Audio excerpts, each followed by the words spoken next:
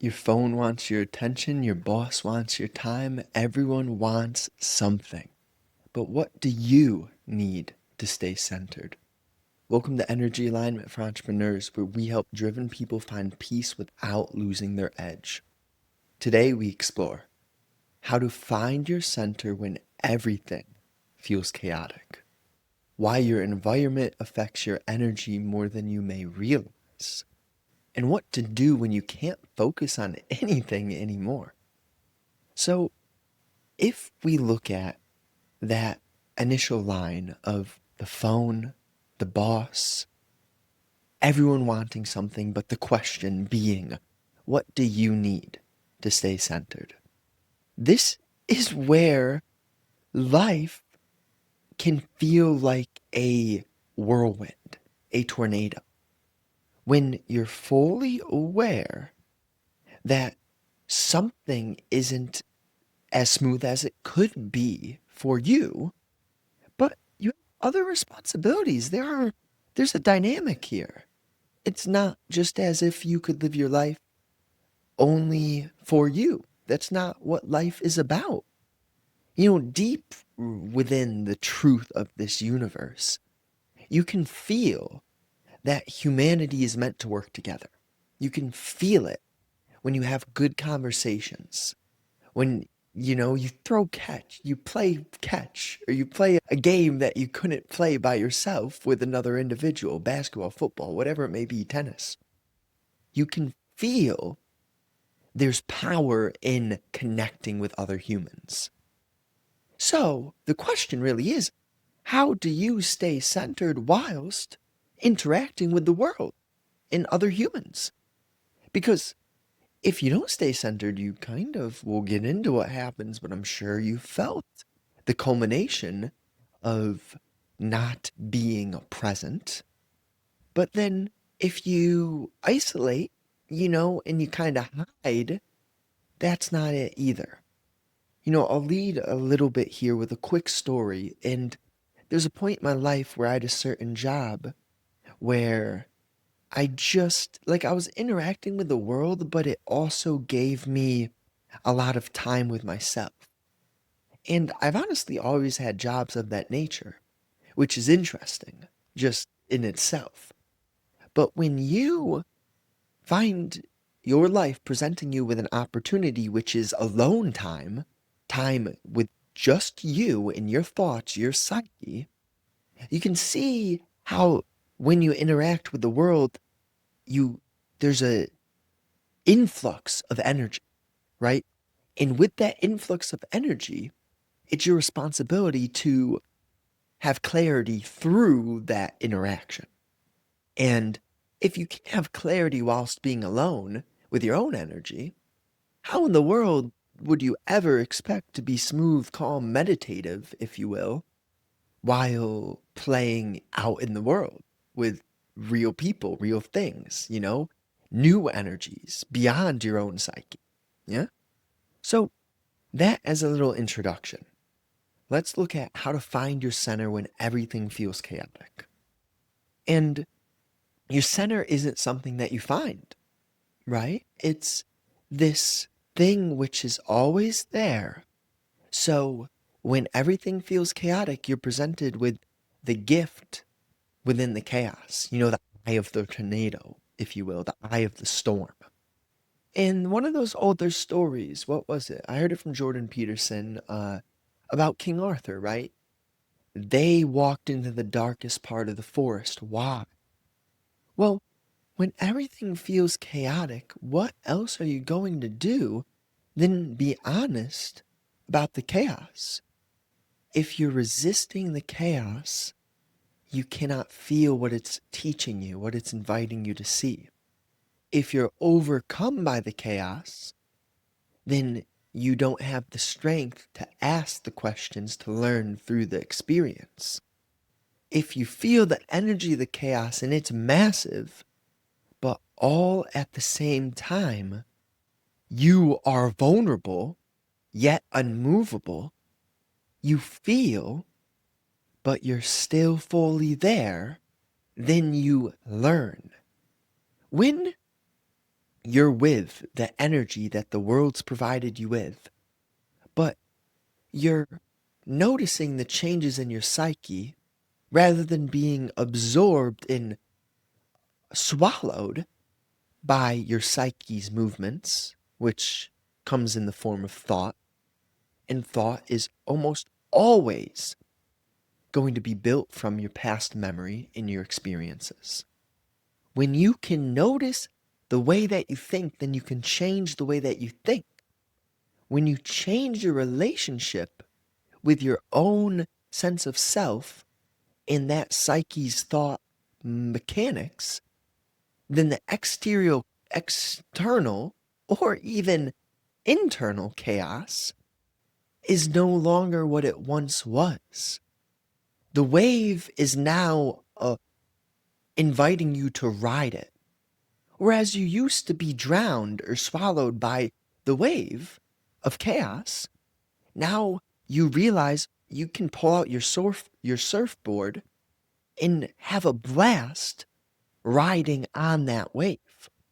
So this is the reality, right? You are creating your world.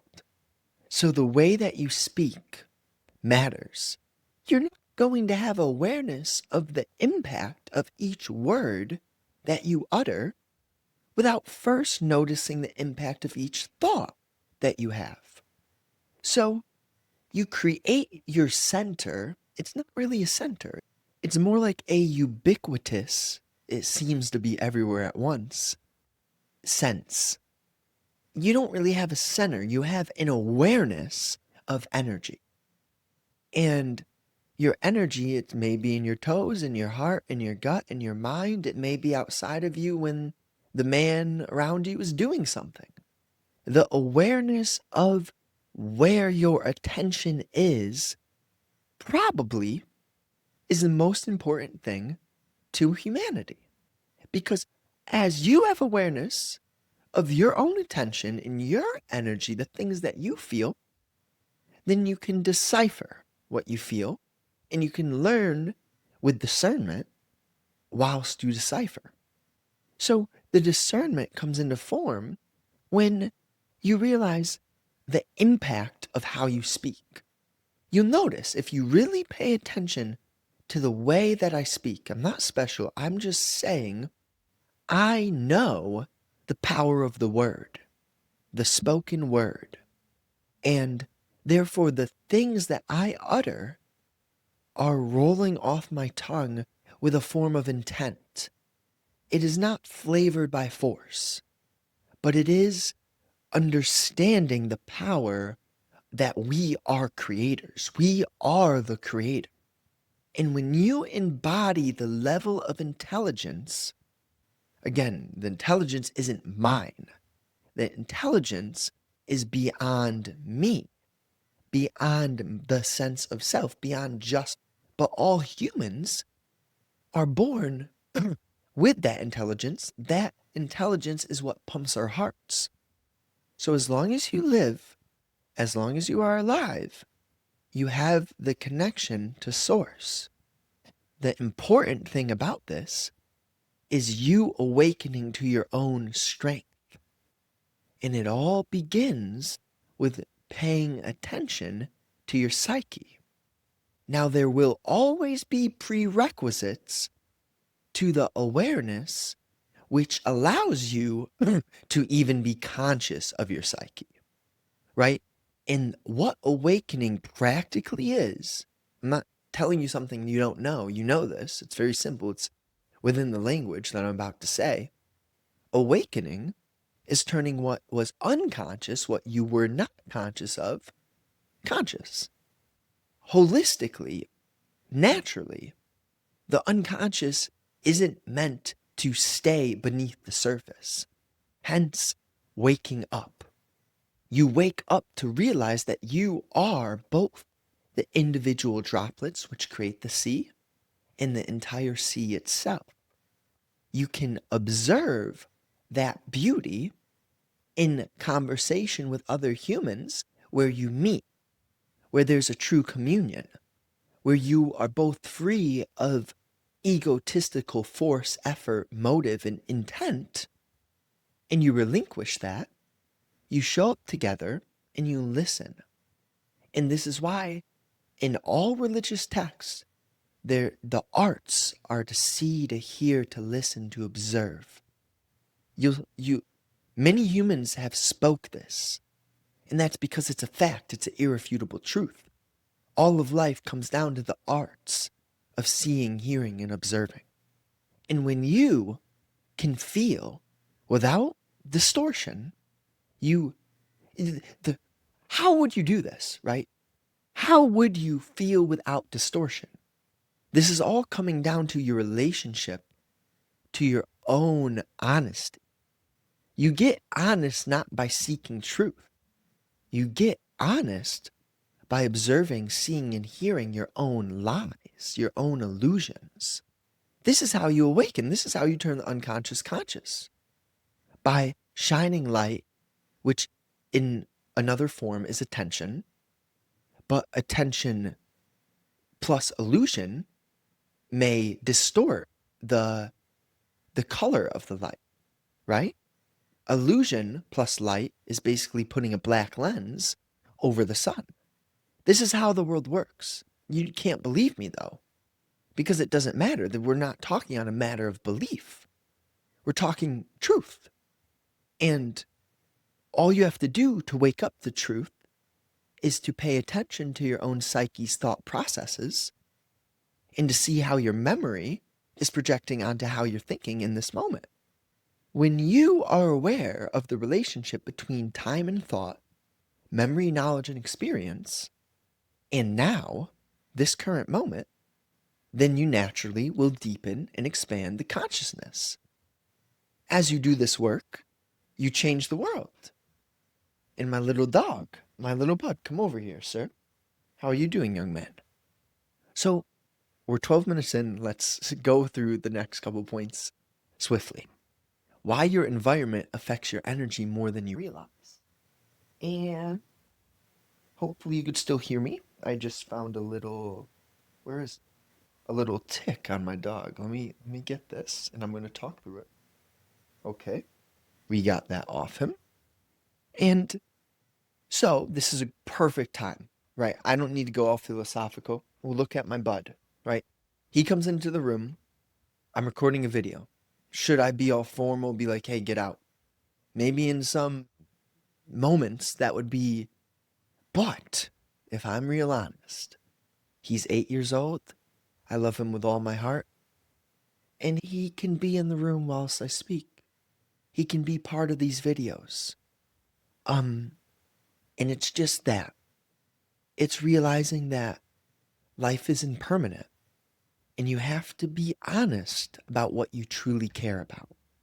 And this is one of the hardest yet most fruitful and beautiful things that you can do for yourself in this world, is to truly be honest about what is most meaningful to you.